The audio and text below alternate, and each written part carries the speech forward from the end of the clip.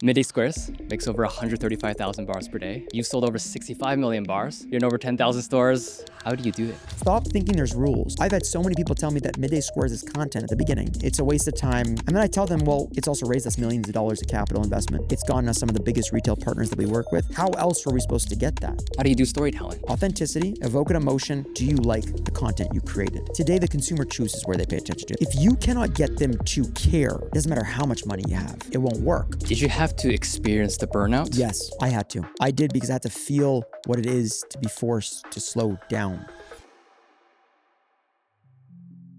Jake Karls, the Rainmaker, Chief Rover Officer. Thanks for coming on, man. I used to be the delivery boy too. So Jake the delivery boy, Jake the CMO, Jake the rover, and now Jake the Rainmaker. The Rainmaker is the official title. That's the official. I hope it lasts long enough. Like I've pivoted in my life too many times, but I think every pivot I've learned something that has led me to do something greater. And right now I'm comfortable with the Rainmaker. The Rainmaker. Okay, the Rainmaker. Thanks for coming on, man. Honestly, I'm so excited. Like I was talking behind off camera, I was like digging research. I'm like, I just can't wait to speak with you. Like, I appreciate it. We're in Vancouver. Studio's epic, and I appreciate your guys' flexibility. So thank you. Anything for you. Anything for a guest. Anything for you. Appreciate it. But yeah, so I just want to start by saying, Midday Squares makes over 135,000 bars per day. You've sold over 65 million bars today. You're in over 10,000 stores across North America. Retailers like Costco, Whole Foods, Walmart, many more, obviously. You guys are probably approaching 100 million. We're on the road to 100 million. We're not there yet. Yeah. We're getting there. Getting there. And you do all this with just an incredible amount of energy, passion, dance moves. You dance before the pitches. I love it. How do you do it? I think, first of all, when we started we had this goal of like one day of like, let's be a $100 million business. And that was like, it's crazy. And like now, like, I think we're like 2 years away from that, to be honest with you. But what I would say is like, what keeps us going during this journey is the ability to do something we truly believe in, whether it's delusional or not. Every day I wake up and I'm like, I get to do what I love. And that drives me, no matter how much pain we go through, no matter how much exhaustion I'm in. The fun comes from the experiences I get to the people I get to meet, the things I thought were impossible becoming possible, the uncertainty and complete chaos. This is what makes this fun and what keeps me going. At the end of the day, this is great. This is a chocolate bar, and this is what's building our business. But I get to do it with my family, people I love dearly. I have an amazing team around me, which they're rock stars. They're better than my partners and I at most things, to be honest. Probably all things. But I think what keeps me going at the end of the day is every time I see someone take a chance on us, I'm super grateful, because it really is fucking hard to build a consumer brand. You're competing in one of the most competitive spaces in the world, one of the most saturated spaces in the world. And when someone chooses your product, it's so much more than just a transaction to me. And I think that's what keeps me moving every day and keeps me going during all the hard moments, all the ups, the downs. But it's fucking fun too. It is fun. Like, I think entrepreneurship is, people see it as like usually only fun, but like 90% is the pain, and then like 10% is that fun. Yeah. But that 10% of fun is something I can't explain in words. Yeah, exactly. That's how powerful it is. Dude, I'm getting chills just like listening to you talk. It's amazing. You talk a lot about sharing your story and how important that is. So I think only naturally is I need to ask you to share your story, a little bit about that. So what do I need to know about your earliest days to understand the person sitting in front of me today? The person sitting in front of you today is actually the same person that was in high school. I was the class clown. I was the one that would always get in trouble. Prankster, rebellious, creative, let's call it. I have some learning disabilities, so I never was the top of the class. I always struggled a little bit academically, which always made me a little insecure. And a deep-rooted insecurity of mine was my ability to articulate, my ability to communicate, my ability to you do well in the academic environment. That was a huge concern of mine growing up. And all my friends are truly brilliant, and they did extremely well academically. Some of them are doctors, lawyers, CPAs. And I've always looked up to them, and I still do, by the way. But during my time in high school, I tried hard. Like, I really did try to do well, but I just couldn't. So what made me have fun and what was authentic to me at the time was just being the prankster, being the one that people laughed at or laughed with. And for the 5 years, grade 7, 8, 9, 10, 11, that I was there, I was truly myself. I was like it was like a playground for me. High school was like I was meeting people. I made a lot of friends. Everyone was like, "That kid's funny." And when it came to graduating, my parents were called into the principal's office and told I might not graduate. And my grades were not great.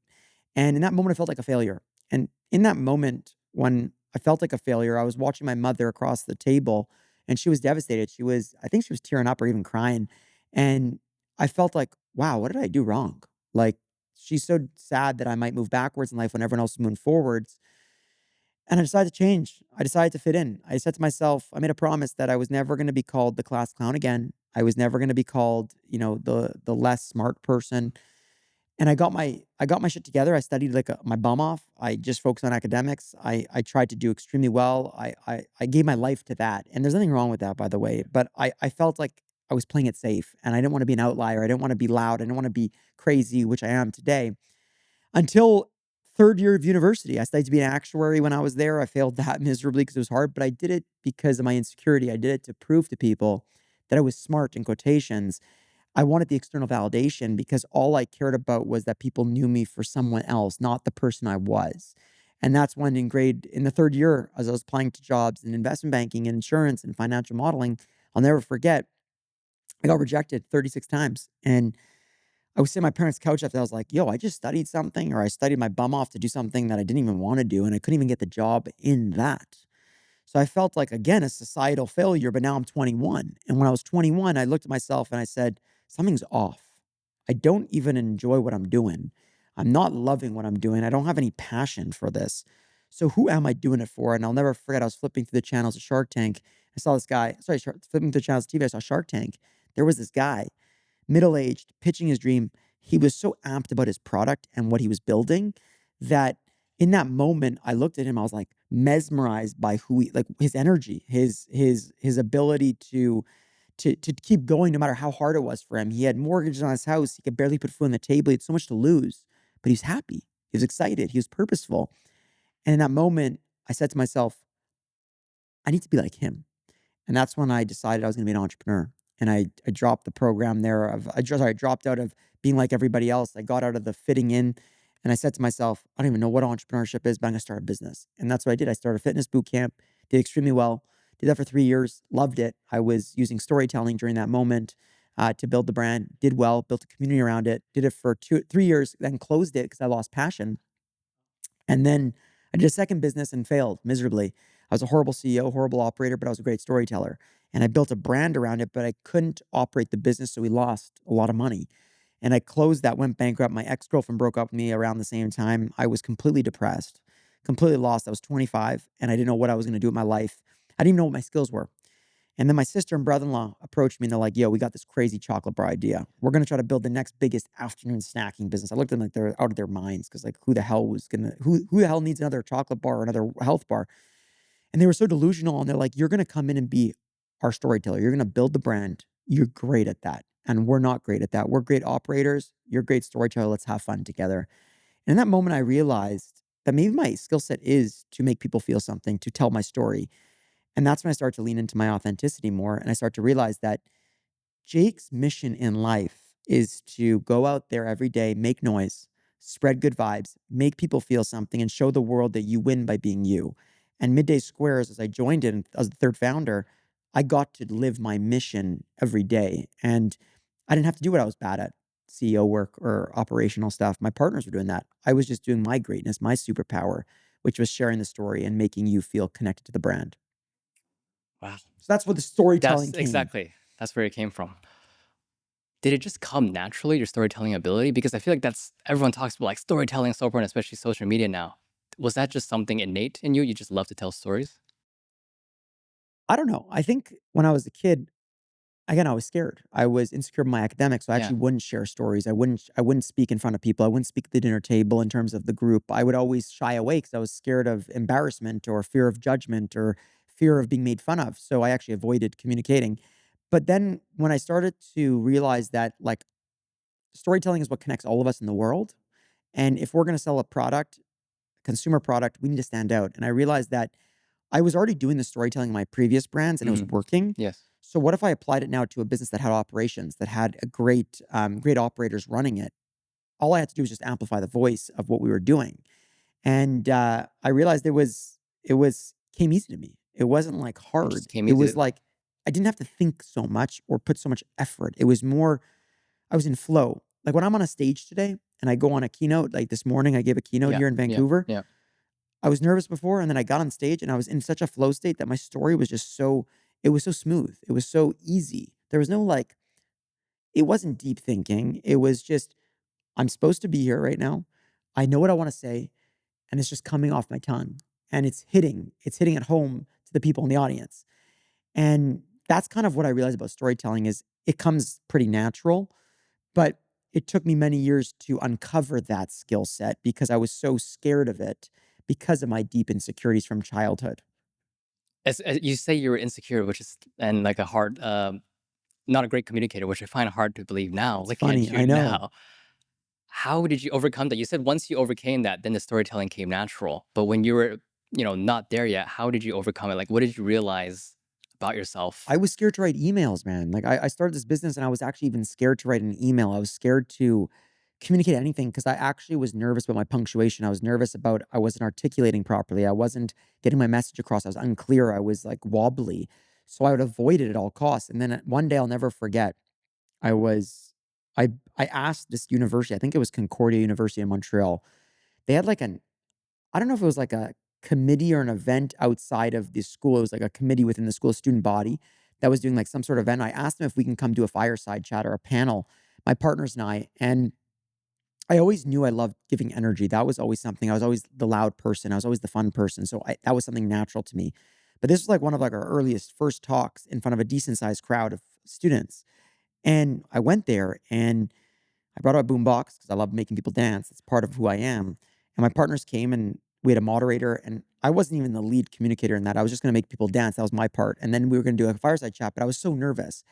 And then when I tried to play the music didn't go on. So I got everyone standing up, and then I tried to play the song, and I got everyone's like, shit, it's not working. Everyone's getting uncomfortable. And I was like, I'm not stopping till I get the song on and we dance.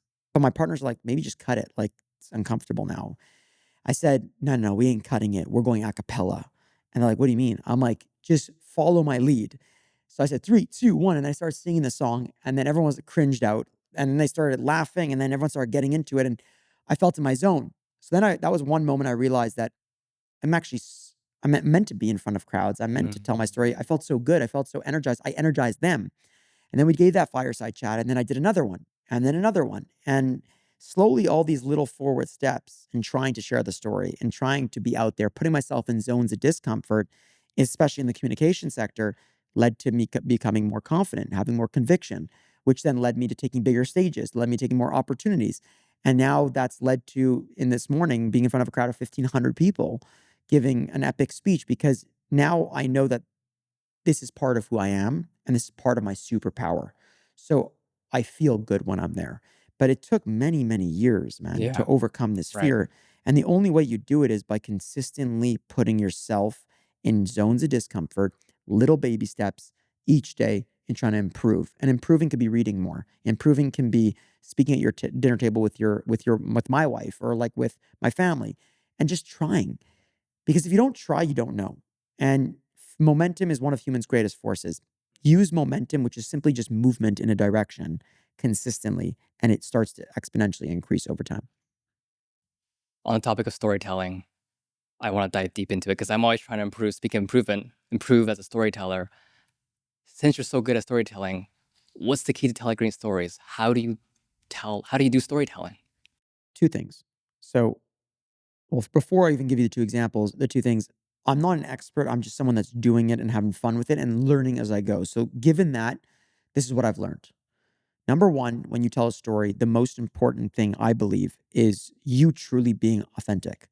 Authenticity comes off in energy, it comes off in your tone, in what your body language is, and people feel that. We as humans care about authenticity. We care about belonging. We care about being part of.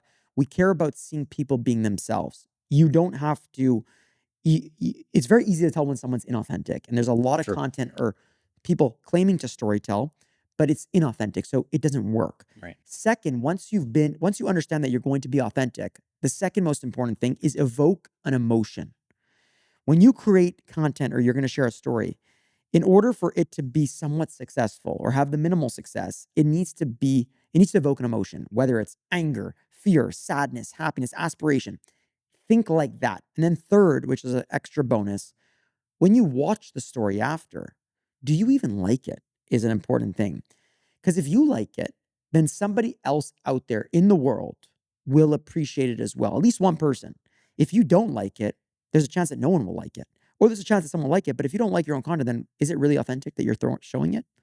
So again, authenticity, evoke an emotion, and do you like the content you created? If those three are checkboxed, then you should have good storytelling over time. If you keep consistently leaving with that framework. So those three other check marks you have Every day. You prepare when you guys make content for Midday Squares, or I guess content in general. For Midday Squares or for my personal brand. Anything, yeah. I'll write a LinkedIn post tomorrow morning, and it's going to be about our first retailer that took, our first bigger retailer that took a chance on us in the United States, called Sprouts Farmers Market. We were selling at a company called Erewhon, which is an unbelievable retailer in LA. And they were our first retailer in California. And they were like 6 or 10 spots. I can't remember exactly. And then Sprouts, with 400 stores, decides to take a chance on us across 23 different states. It was a crazy moment. We were not ready. We were scared. We were nervous. And in that post that I'm making tomorrow, it's a picture of me in San Diego this week, stopping at a Sprouts, seeing our lineup in the store, and how emotional that was for me. So the content I'm creating is actually not that we're available at Sprouts, which is cool, but it's the experience and emotion I feel that I saw when I was there, and then the journey that we did, and the moment when we took it, we weren't ready. And that's a huge experience as an entrepreneur, is you do things sometimes you're not ready for, and you got to figure it out. And that's how I tell that story. You see how it's like an emotion. I like it because I was there. And then the third part is it's authentic because I actually felt that when I was in San Diego and I saw the Sprouts. So that's how I create content in Midday Squares. Specifically, it's focused on what emotion are we trying to evoke? And then do we like the content? And it's not about views. It's not about KPIs. It's about emotion and authenticity. Sorry, emotion and do we like the content? And if it has those, we share it and we don't look back. And is that like every week you guys kind of reflect what happened and then you look at those checklists? We used to do that. Now the company's going through like a little bit of a transformation in terms of media. Okay. We are now looking at what's the next chapter, the next phase. How do we tell our story in the way that's not the story that we started off? Because our story that we started off was showing you the good, the bad, the ugly of building this business in our condo kitchen. Sure. The underdog story, the startup, the hustle culture, which worked. People loved it. But what about now when we sell in 50 states all over the United States and someone's never seen us and they're like seeing us for the first time? They're like, what is this company? So we now need to figure out the balance of the story of yesterday and today. What is that combination? So for us, we're trying to say, what does Midday Squares represent? And for us, I think it's going to be boldness. We want the company to represent, this is a bold company and unapologetic. So it's not that we're selling chocolate. We're selling that feeling. And then the chocolate is something that you buy, obviously, because you like the product and it continues to bring you back. But to get your attention, we need to build a brand that means something to you. And to get those new people from multiple different cities and new places, we need to get them in somehow. And we can't tell them the story that we told for the last 6 years, 7 years. It now needs to change. So storytelling evolves as your business evolves. But the core values shouldn't change. Our core values of authenticity aren't going away, of showing emotionality isn't going away. It's just now, how do we tell that story as we continue to grow in a new chapter of our business? Building in public is obviously a big thing. It's the thing. We're also big advocates of it, and we always refer to you guys or talk to people about like, oh, go watch Midday Squares. We gave our first talk today, not today, but this year. You guys were the reference. Were we? Like, were we in there? Yeah, and everyone in the crowd Send knew it to you. me, man. We will. Okay. Everyone in the crowd knew you. It's a crowd of like 4, but that was amazing. Vancouver? Yeah, it was Vancouver. Good stuff. Actually, well, it was like Surrey, but Yeah, same thing. British Columbia. British Columbia, exactly. BC, Canada. But is building in public something that every brand should be doing? To a certain extent. So building out loud or building public is critical because of the world that we live in today. We live in the attention economy. So attention has become One of the most valuable assets that you and I both know. It's harder than ever to grab someone's attention. 15 years ago, I say this all the time in my speeches, you could grab attention, or 20 years ago, by buying up billboards, by buying up TV ads, the radio ads, the newspapers, the Super Bowl commercials. If you had money as a business or an individual, you could force people to pay attention. Today, that's not the case. Today, the consumer chooses where they pay attention to. The audience chooses why they pay attention to, what they want to opt into.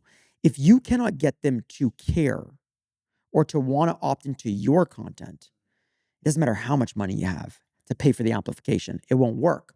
So how do you get someone's attention today? Well, you storytell. You have to tell the story to make them care. And once they have that, then you have their attention to communicate with them about your product, about your service, about your brand, about your values.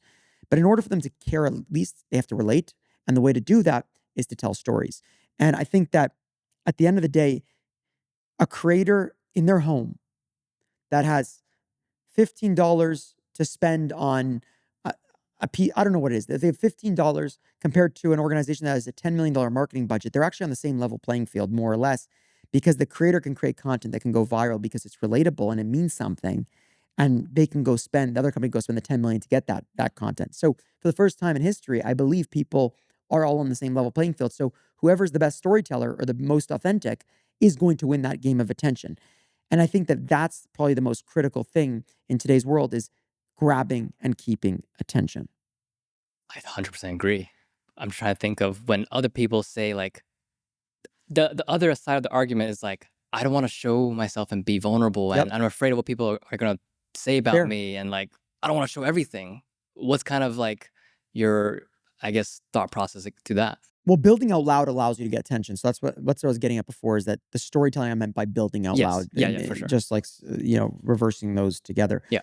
switching them interchangeably. But I think that what you're saying is right. It is scary to storytell. When you put yourself out there, you're naked, you're vulnerable. People are going to attack you. People are going to misunderstand you. You might lose business. You might lose a potential client.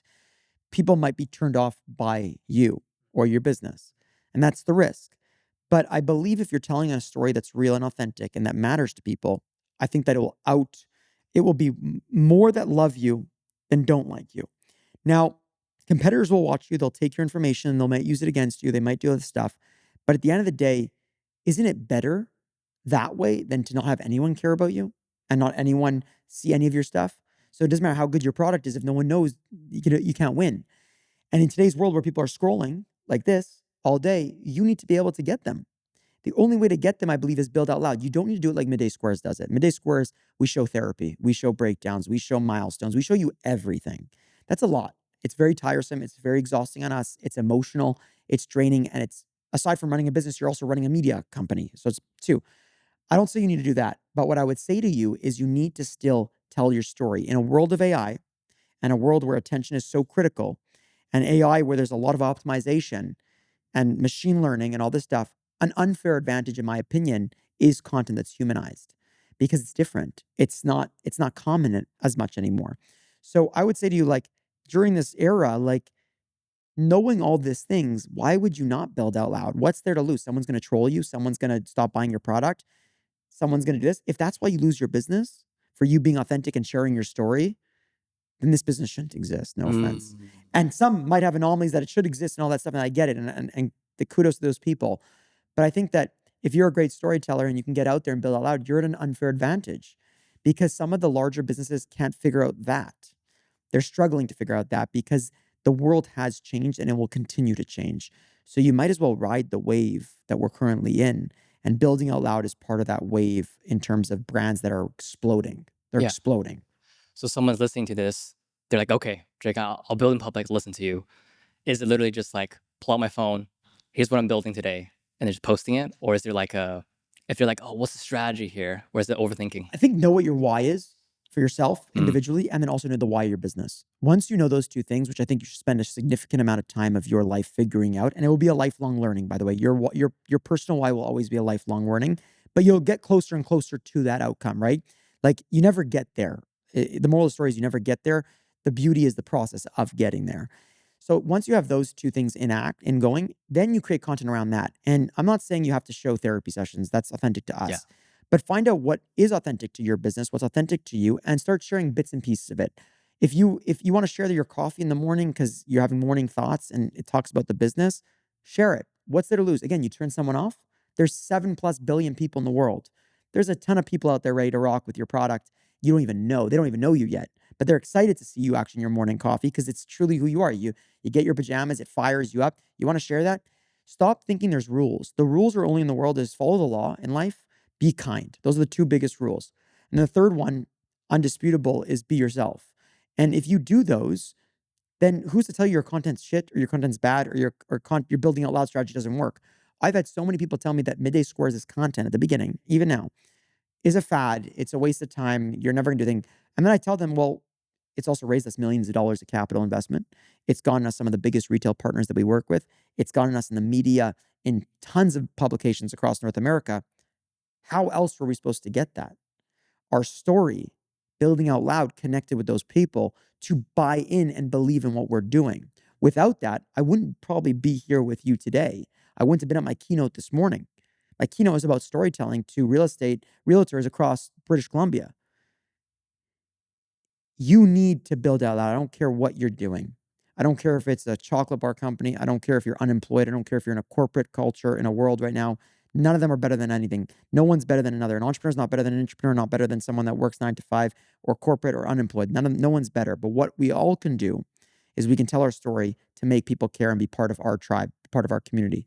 The easiest way to succeed in selling a product is once you have a tribe, your tribe wants to support you. Your tribe wants to be part of what you're doing. They're part of who you are. They're with you, good or bad times. And the only way to do it is by building a lot. Otherwise, you got to get hope that the luck is that they find your product. And that's a pure lucky chance. There's 30,000 products in a grocery store typically. We have 5 items in there. 5 out of 30,000 is not good odds The odds are against you. by far. But they're not against us anymore with the storytelling Yes. because we get in touch with millions of people who then say, "Oh, I know that brand. I like that brand. Oh, they're at Costco. I'm gonna go get them at Costco. They're in the fridge. Oh my god, I just got it." Boom. All because a story got their attention, then the product market fit, the actual innovation kept them coming back. Because again, I know we didn't talk about product, but product is probably one of the most important. It's the most important thing, or your service is the most important thing in terms of keeping consumers to stay on journey with you because they got to repeat the purchase. That was actually the next question I wanted to talk about is very simple. How does someone find product market fit? Data. The world is run by data. And, when we built Midday Squares, I give this example. My sister was actually making this 2 years prior for my brother in law as a midday snack for him because he loved the chocolate and he wanted something cleaner, like cleaner ingredients, healthier. So she made it at home. And then he stumbled upon a report that showed, this is like years later, that dark chocolate was growing year over year and that plant proteins at the time were growing year over year. And him being he's a data nerd, he's like, oh my God, to my sister, he's like, you're making a baby of these two massive growth categories. This is a great product. This is going to have a market pull. So when we started, we actually knew we had that. We just need to get people to try it. We need to get people to opt in. And the way that we got them to opt in was the build out loud. The build out loud allowed them to opt in, and then the product market fit kept them coming back. And what are the ways to get data? Obviously, you So guys you find your online. data Yeah. and build something that solves a problem. And once you do that, you have the data that you know that there's a market big enough for this. The second part is you're solving a problem, so that's actually solving something for somebody. And then last but not least, can you get people's attention? If you could do those 3 things, I think that you'll have product market fit because product market fit's useless if it doesn't have, again, the right price or the right function or Yeah. the right Yeah. service that you're offering, right? But again, the amplification is critical to the scale of the business. So it all has to work together. And that's why business is so hard, by the way. The odds are stacked so much against entrepreneurs because it's not supposed to work. The data shows the companies aren't supposed to work. So many businesses shut. So many businesses don't make it past 2 years. They run out of capital. There's partnership tensions. The product doesn't work. So the ones that do make it, they've achieved odds. They've achieved greatness against literally every odd possible. Going back to just finding the data for the product market, finding product market Buy fit. reports. Buy reports, We looking or up, find reports, which is find reports. critical. For us in our industry, we have things called Nielsen and Spins. They're quite they're an investment to make, but they give you data in the industry of what's selling, what's not selling, the categories, etc.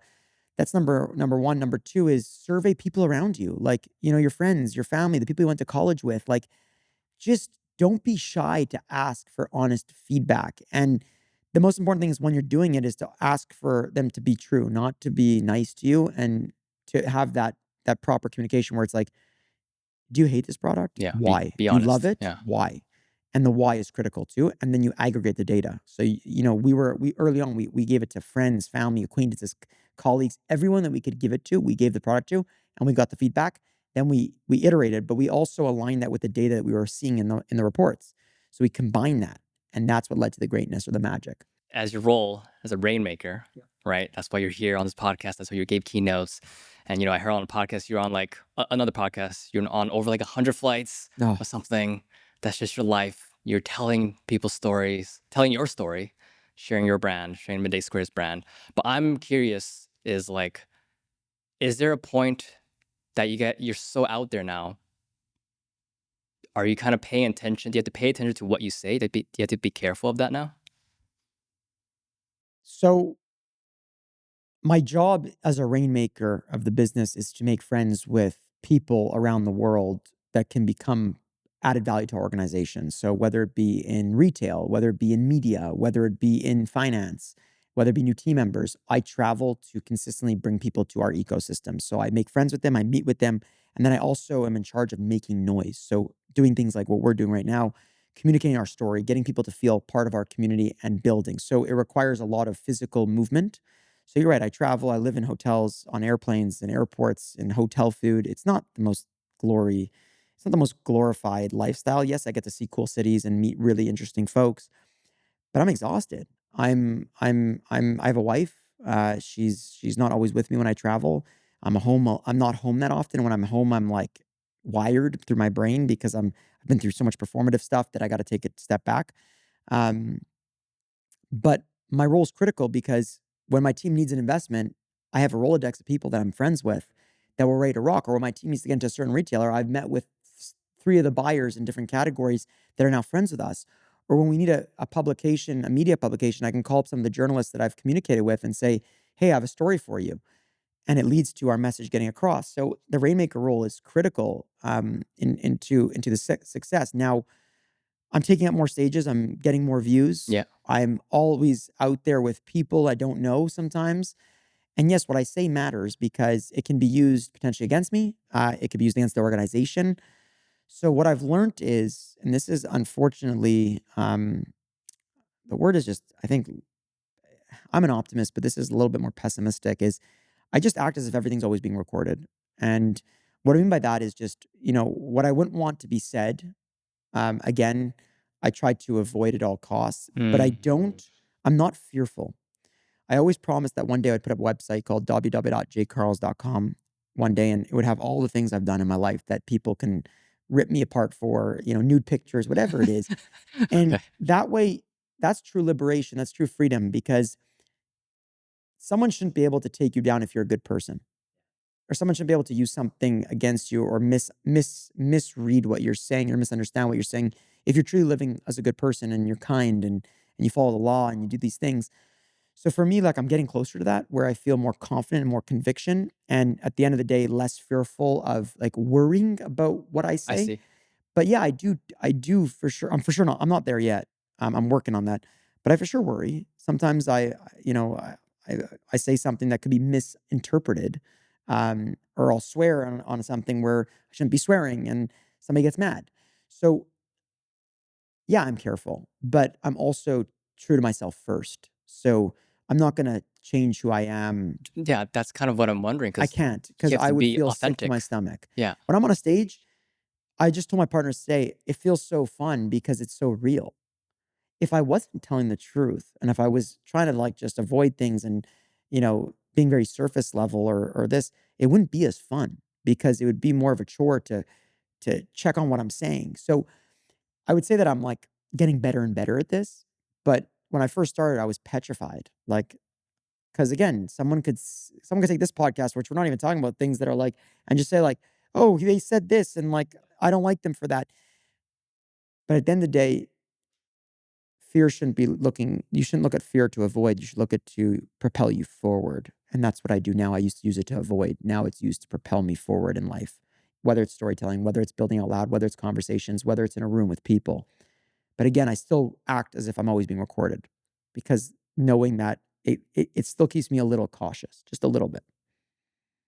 Because it's not your best friends. You're not with your family and your best friends all the No, time, no. and you don't know Yeah. people's intentions. Like, who am So I? Exactly. Right. exactly, Yeah. I'm assuming I'm sure you have good intentions, Yeah. and I like you. I like your energy, but I don't know. I don't know. No, I met that's you totally not fair. that many times, No. right? So, but at the end of the day, it's like I still want to have a great conversation with you. That's fully real and fully authentic, because otherwise we're wasting time.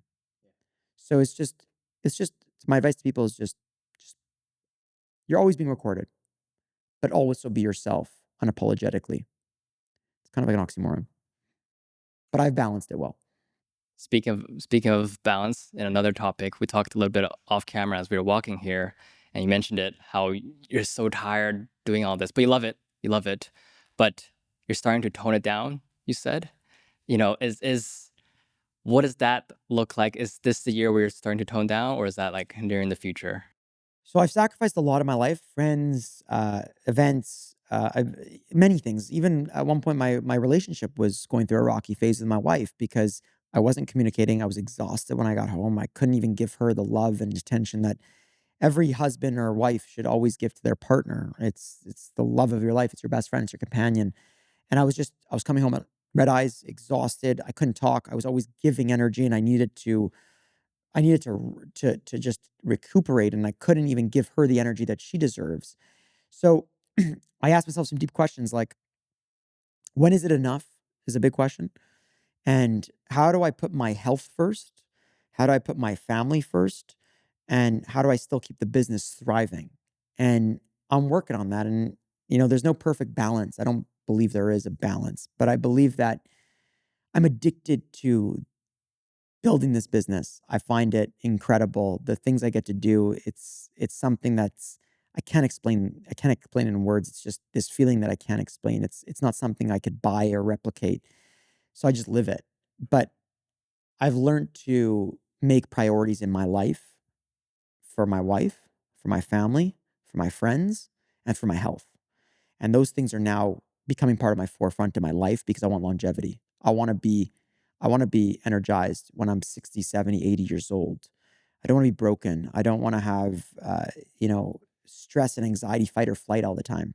So what I've done is going forward in 2026 is I've just made it to, do things in a more strategic way, in the sense of not saying yes to everything. My whole mission was to say yes to everything because I was like, I want to help, I want to explore, I want to live. But if I'm not fully energized, then I'm not giving back the right amount to the person or to the keynote or to whatever it is. So now it's just planning better and staying true to the plan and putting me first. And not doing 120 flights a year, maybe doing 60, 70, and showing up to the things that I believe are most. And it's okay to miss things occasionally.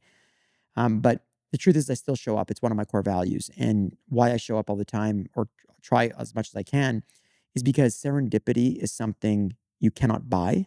You have to be there to experience serendipity. And there's countless amounts of times that serendipity has turned into huge moments of my personal life and my business life. So I do continue to show up. Just now, I'm more intentional about it going forward in 2026. Speaking of spirit, I have another question afterwards, but serendipity, because I listened to the Uncensored podcast, which you guys will bring back. Yes. Can you tell me the story of when you were in that sauna at Equinox? Oh my God. It's just too good. Of how you've met a potential, well, it turned into a retailer, right? He was a retailer. Can you tell me about that story? I'm so curious to hear about it. Serendipity. Yeah. I don't talk about it enough. I know we talk about authenticity and storytelling, critical. Serendipity is the other one that's like that hidden Mm, secret sauce. But the only way to get serendipity is you have to be showing up to these things. So showing up is the actual value, let's call it. So I'll never forget, I was tired and I was in Toronto, and this was early on in our journey. We were gunning, like I was doing a ton of groundwork. Jake, the delivery boy at that point, or the rover, I was just like grooving, showing up, demoing, delivering, meeting people, getting the brand to just be heard by anybody. And I would even sit on corners of streets and yell and scream and throw bars. I miss those days. But I would work out a lot after these big days, and sometimes I would like pay a day pass, or like I'd go to a gym that had like saunas or steams or just like some wellness, which I should do more of now, but I don't do it. But anyways, I was in Toronto, and we were just new to Toronto at that point, and we had some eyes on certain retailers to launch with in that Toronto region. And I never went forget, I went to Equinox in, I think it was Yorkville in Ontario, Okay. in Toronto, Okay. and did my workout, pumped hard, jacked up, get to the sauna, and there's a couple of dudes in the sauna, and I guess we're like half naked, some of us, and naked and whatever. Okay. And I don't know, no one's talking. So I just like said, I can't remember what I said. I said like, "What's doing?" or something. "What's going on?" In a room of And naked like men. loud, loud, loud. And like I fired up, and then like everyone was confused. And like then conversation started. And the next thing you know, one of the guys that we were talking a lot, steaming hot, the heat in there was like vicious. But I was enjoying the conversation. So I stayed in the pocket. And this guy we met, and we talked about my story of Midday Squares, what he does, and he owned a retailer. And we just built a friendship right in there. It was like decent amount of time. And we exchanged contacts, and I think it was 3 months later, we were in that retailer. And he was a big part of that. Him and his team, this other guy that I got to meet later on, who's super important in that journey. But it shows that being in the right place, right moment, and being true to yourself. Me being loud is myself. Building, Yeah. can't sit in an awkward room not talking. It's just off. Led to a significant partner of ours in Toronto That's that then crazy. led to more Yeah. opportunities just because I was in a sauna at Equinox, and I decided to be myself in the sauna. And you never know, again, where you're going to be, who you're with, and how your story can have someone change your trajectory of your life. If they care to listen and they care to act on it, it can literally be the difference maker in your life. And that was one of those moments. Right. And that's why you say yes to a lot of things to allow for that serendipity. Yes, until your health is deteriorated and burnout comes and nervous breakdowns, and then that's way more important. So Right. I burnt out. That's why I know. Now I know what to listen to my body a little bit more and make the decisions based on how my body feels and how mentally I feel. In the Gents Talk podcast, Yeah, it was a great shout out to that podcast. guy. Yeah. He Those are on asked, like airplanes, I think. that was on an airplane. I think they're no, I think they're on airplanes, Oh, like they're on airplanes. on like the Really? onboard. I think Oh, it's cool. Or on oh, whatever those screens are called. oh, sick. I don't know, but he asked you what your greatest failure was. And you said it was denying that you needed rest. Mm. And my question after that, when I was listening, was like, okay, how do you distinguish between knowing when to go really hard and hustle and grinding and knowing when to rest? How do you distinguish that? My biggest fear now today is burning out again. It was one of the scariest moments in my life 2.5 years ago, I believe, or close to 3 years maybe. I was on top of the world. The company was growing. I was on in magazines. I was on TV. It was so much fun. Like I was like chasing dopamine actually, but like I started to lose track of my identity. I started to become like, when's the next thing? When's the next dopamine hit? When's the next this? I was addicted to that, and I stopped acting of like true to who Jake is. And I ended up hurting myself playing hockey one night, skating, and because my body was so tense from all the stress, when I fell, it felt really weird in my back. And I was injured and I couldn't get on the planes anymore. I couldn't get out of bed really. I was like in deep pain, and it was a real injury.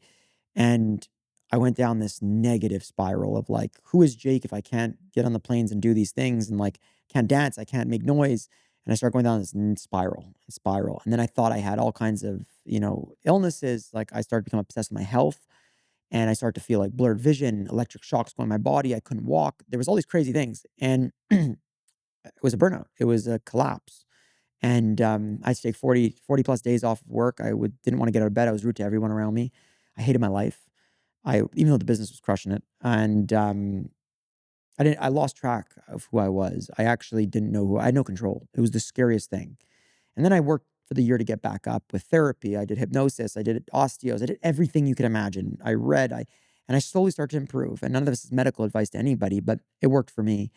And as I got back, I made a promise that I would monitor the signs that come to your body when you're about to burn out. So I give the analogy of a car. When your car has a flat tire, the light will come on. When your car runs out of gas, the light will come on. When you have something that's wrong with the brakes, the light will come on. Sure. Eventually, if you don't listen to the lights, the car literally collapses, Yeah. and you're screwed. Mhm. The same thing goes for humans. We are not unstoppable. We are not unlimited. And I knew there was signs when I was going through my burnout. I was lethargic. I had creative like blocks like crazy. I stopped caring. I was rude to people. I was isolating myself in weird ways. All these weird signs that I just, "Oh my God, it's good. It's all good." Yeah, yeah. I ignored, boom. And it was one of the biggest blessings I went through in my life, and I'm so grateful I went through it. As scary as it was, and as big as fears I have right now, I learned to listen to my body and rest, recharge, put my health first.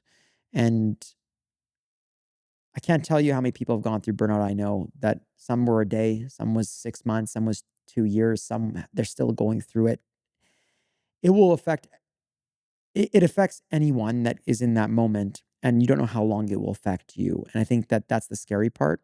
So just when you I'm going to talk to the camera, when you are experiencing things that aren't normal for you, listen to your body, ask yourself what's going on, get help if you need help, and just know that you're not unstoppable as much as you believe you are. You can achieve greatness, but rest, recharge, relaxation, that's a strength. That's not a weakness. And I had to look at that like that. And now I know when I'm going through those moments. And right now that I'm sitting with you, I'm actually close. I'm inching close to burnout again. I'm not there, so I'm going to slow down. And that's what we talked about a little bit before. But I'm close. I feel it a little bit. So now I'm going to take a step back, and I'm super grateful that I'm doing that step back.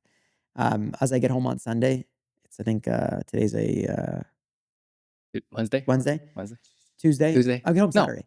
Wednesday. I guess I'm taking a couple days off, and I'm Okay. just gonna recharge, Yeah. relax, do what I love, and then slowly come back. And if I feel good, I'm gonna do it again, and I'll keep going. But again, knowing when to stop and take a break is a superpower that I'm still trying to develop more and more. But that's my that's my weakness still is burnout again. That would be the end of me. That would be devastating. That's so refreshing to hear because in hustle culture, people are just like, you gotta go, you gotta go. You're There's right. no balance. Like someone who's willing to endure the pain even more will beat you. So you just gotta like grind it I out. think entrepreneurship is, yes, you're right. People who can withstand immense amount of pressure and pain and keep getting back up are the winners typically. Now, Right. they're not the winners if they burn out because it could collapse their business. So, how do you keep getting back up, going through the pain, but making sure that your tank is being consistently filled back up or rejuvenated? And that's different for everybody. Yeah. Yeah. And like for me, sleep was critical. Nutrition, working out, these were critical things that got me back on track, and they have to be part of your routine because it's a lifelong thing. It's not this isn't a I know people say it's not a sprint, it's a marathon. It is. It's a marathon, it's life. You wanna live healthy and alive as much as you can, right? And business is just one thing, like, it's not everything. And listen, I'm giving everything to this right now, but it's a certain amount of chapters of my life. J. Karls has many chapters.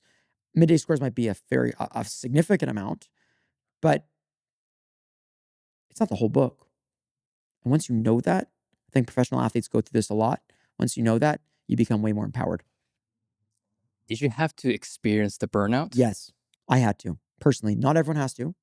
I did because I had to feel what it is to be forced to slow down. I was grinding day in, day out, 5 a.m. till 12 a.m. almost every day. And I hit a wall. And I don't do that anymore. I don't grind like that anymore. I find that I'm happier. I feel more energized. And again, I don't know about work-life balance. I don't have that. But I have my own version of what that is. And that to me is it's powerful. Don't just do it because someone tells you to do it. Do it because what you believe in and what works for you. And that should apply to everything in life. But yet we have these societal conformity things that people follow. Follow your own. Build it for you. So powerful, man. Like whole conversation, like I said already, just chills. But Me too. when you guys, you and your partners, Nick, And Les, Leslie, yeah. yeah, your sister, Nick, your brother-in-law, Love them. yes. Initially, you actually didn't want to join, Yep. but then you hit them with like, I will join only if you guys show up online, storytelling and all that, which obviously you guys are doing now. But their, Mm. deal with you was we got to go to therapy every 10 days or Yeah, something. 10 days, 7 to like 14 days. But yes, How important has therapy been? You guys still go to this day, right? How important has therapy been for Midday Squares for you guys? I would say it's top 3 in the entire business. I would say therapy has saved us in situations that I couldn't even believe was possible of saving. And we go together, the three of us, to protect communication. Being family and in business, it's very important that this business doesn't, become $1 billion business and then, we hate each other, because that would be a huge failure. What matters is that we become a meaningful business and we love each other and we're best friends, because that's what we started this business with. To lose that would be way more costly than any type of money that we would receive from success, in quotations, of the business. So we partnered because we're complement each other's skill sets. So what I'm good at, Leslie and Nick might not be good at, and what they're good at, I might not be good at. So when you put us together, we're a very strong tripod. Now, to protect it, we went to therapy, that we would protect the family and the partnership. And the reason why a lot of businesses don't succeed is not because of product market fit or storytelling. Actually, it's because of founder conflicts, partnership conflicts. People don't, they stop getting aligned. And the moment the alignment breaks, things change. So for us, we protect that alignment in our communication. We protect it every day. But sorry, not every 10 to 14 days that we go, we protect by showing up. It means that we care about our partnership and that we're willing to put the hard work, no matter how hard those sessions are. They're very hard and tiring. We still show up because we love each other and we care about this partnership more than anything. And we've made some of the biggest decisions in our business working through them in therapy sessions. So yeah, therapy, storytelling, and innovation. No, let's repeat that. Therapy, team, storytelling, product market fit, and innovation are the top 5 most important things in our business. Without those ingredients, we don't have Midday Squares. That's the secret sauce, the ingredients. What did you have moments where the misalignment was maybe happening or about to happen? And how did therapy kind of realign you guys? Yeah, we just don't let it breathe. So, like, if there's a misalignment happening and I disagree with something, or there's a moment of complete wreckage and chaos, we will call our coach, our therapist, Dr. James Gavin, right away, and he will have an emergency session with us, and we will work through that to get clear. The idea is just to get clear and either agree and align, or align but agree to disagree and commit to it with no tension, no ego, no emotionality. So we work through all these concepts, and what happens is by the end, we're very clear on what we need to do, and we respect what we said. It's not surface level. It's not fake. It's, we commit to this. Let's do it. And if we want to discuss this again and not commit to it anymore, let's have that conversation again in another session. Some of our sessions have gone on for 3-4 hours. We've done half days Wow. in different environments. We've gone into nature together, all of us, including our therapist, to have these conversations. But we've also talked about moments of glory together as well. It's not just the hard stuff and the constructive criticism and the hard conversations. It's sometimes how we experience the wins together, and like we talk through them. So like, we made a promise day one, contractually, I think, that said that we will do this in good or bad times, perpetual for the business. The moment we stop doing this, I know that my partners are no longer aligned. The moment we stop showing up for these sessions, I know that we are not aligned anymore. And that will be the biggest, that will be the most devastating moment for Midday Squares. What are I'm just really curious, like what are the specific things that the therapist talks about? You said there's some concepts to Yeah, get you guys clear. Like what does he specifically what are the strategy? he just understands us and he makes it very clear in a non-biased way for anything. So like a big decision would be like, a big hire that we're making. Is it the right call? Or which investment group should we go with, given that we have all this information that we've experienced with them? What should we do in this hard moment of our business? It's a pivotal moment. It's either a make or break moment. How do we go about this? How do I deal with the emotions that are coming in? Or if a great example is, one of us will talk about how they're feeling down, and then the other two are up, and how do we lift that person back up? And we'll work through situations on how they need to be communicated during that time, or how they would like to be lifted up. And it's just, he clarifies it in our language that we understand it. And yeah, like I also go alone. They go together because they're married too, and they work through things. And when I go alone, I'll talk about when my burnout was a big one during that time, but also when I feel like, changing roles is a very big thing in an organization that you started, especially, when you go from a CMO to a delivery boy to a this or that, whatever it is. Again, titles to me are not the Yeah, most important. sure. I am the Rainmaker now, but which I love. But look, I've worked with moments where I felt like I was adding no value, and how do I bring back my why with him? So it's just clarity. He's very good at bringing clarity, especially in the corporate and business world. For people who want therapy, because I imagine therapy is it can be expensive. Very expensive. It's an investment, not an expense.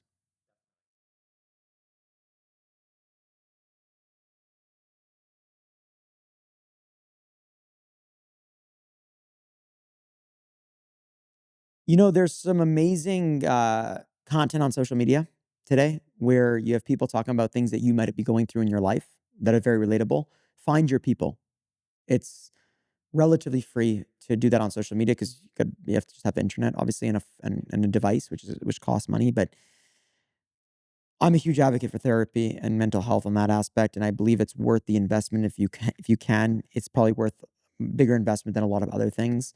Again, top three things we've ever done in our business is that. So you can imagine the only reason why I'm here today with you is not just because we storytell and product market fit, but because I go to therapy and we go to therapy. So knowing that, I'm going to continue to invest in it. So I would say to you is just either do it on social media if you can't invest in it, or find people that trust you and you believe in, that you could have really hard conversations with, that will give you honest feedback and work with you. Don't hold it in. It's not good. Find your people, don't hold it in, just talk it out.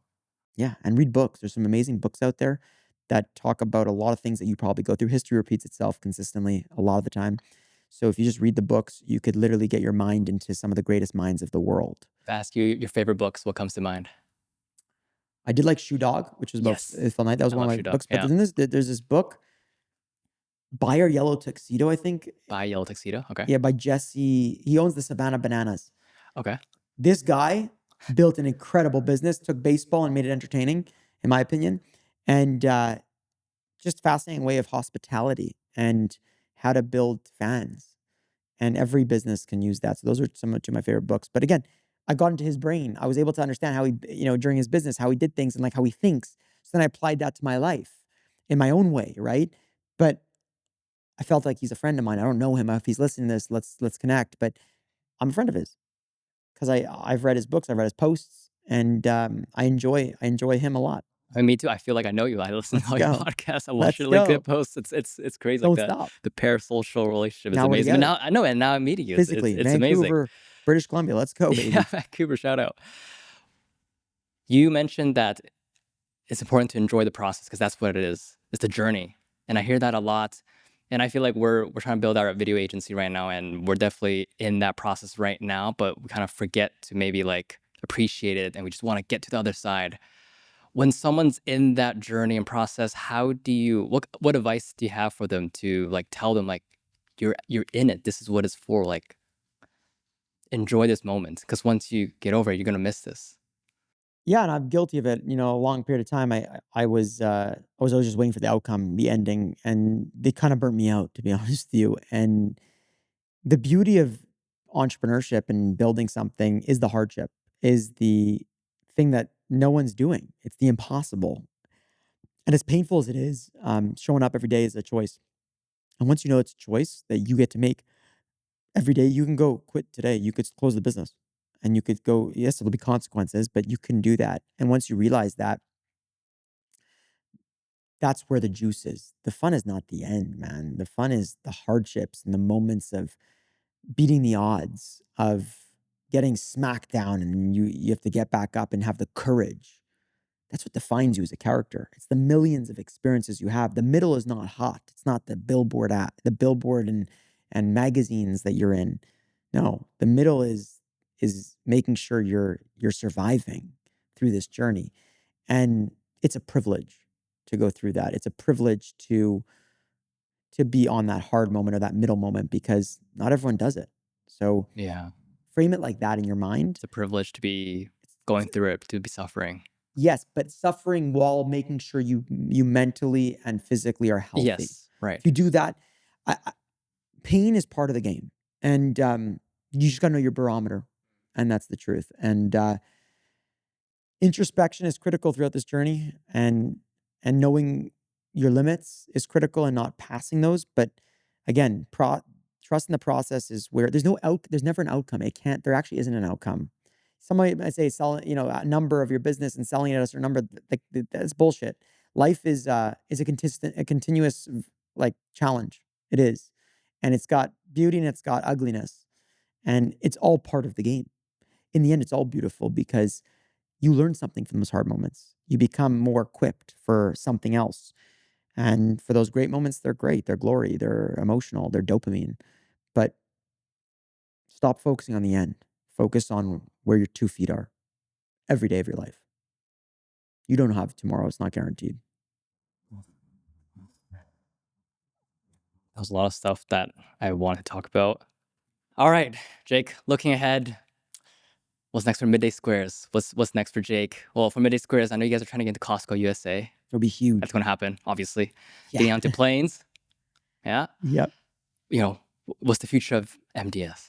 The next 3 years is a very big expansion into the United States in terms of distribution growth. So like where we sell our products. And the next also big thing is innovation. We're launching brand new products that are under afternoon snacking.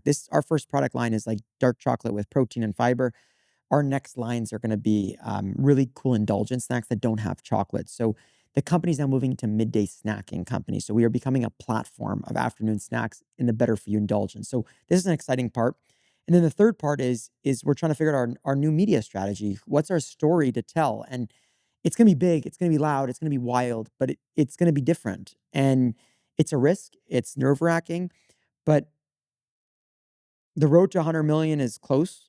We're 2 to 3 years, like I said, away from that.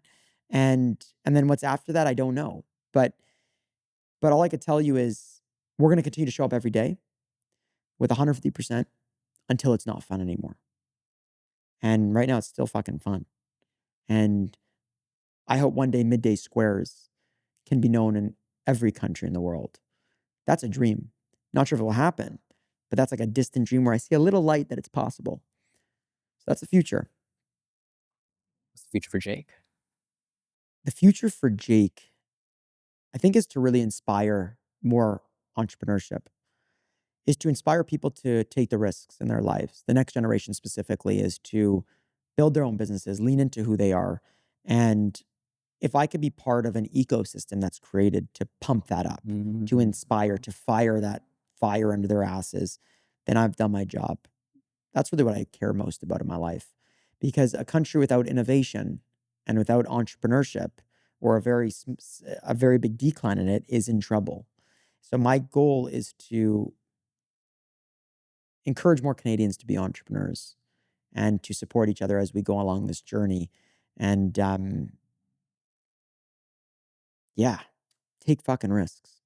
I think you're already doing that, man. You're already inspiring people. One person at a time. One person at a time, man. You inspire us every day. To wrap up the show, I ask guests what question they want to ask the next guest on the show. So, of course, I'll show you the question. This is the question that the previous guest had for you. So my question is going to be, what would the product be that you would want to create that doesn't matter sales, doesn't matter results, like just a fun product you would love to have that even though you're like, that will probably never sell, but like every once in a while, like a weird, ambiguous thing that would be like a mic cover that you're like, I'd love to create that. What would that business be? So I think for me, it's gonna sound weird, but an automatic back tickler. So my wife tickles my back every night, and it's one of my greatest joys when I get to lie on her and tickle her, but she gets tired and falls asleep. So like, it's only like 30 seconds to a minute and a half, which frustrates me. And then I'm like still up and I'm wild about it. So I think for both of our sakes, her and I think I would love to create, and I feel a lot of other couples go through this and a lot of other people go through this, is to have an automatic back there that feels like a human. Not one of those like scratches you do yourself. Yeah. I want to be lying down in my bed and then it does its job and then it leaves. And then you get the same experience. And I believe with AI and I believe with robots, I think it's possible. And I think it'd be the hottest thing. I really think it would be the hardest thing, and my marketing would all be about like, you're in bed with your partner, and you guys could both be getting tickles, with no effort, right? So What I would don't it be know, called? the human touch, even though it's so not human. Yeah, that's the fun of it. Yeah, that would be the that would Oh that my would be the god. slogan. It's not human. I can't wait for the build in public for that one. Oh, I would tell great fucking stories. Let me tell you, it would be wild. And what question? We can look into that camera. What question do you have for the next guest on this show? What makes you feel alive every day of your life? I don't mean breathing, I mean feeling alive. Awesome. Thank you so much, Drake. This was an Appreciate you. absolute privilege and honor. Privileged to be here. I can't wait to just listen back to this Me on too. repeat. This is, My kids one day, I don't have kids yet. My kids one day are gonna listen to this and be fired up. dude, you have a whole library. Your kid's gonna spend a long time That's listening.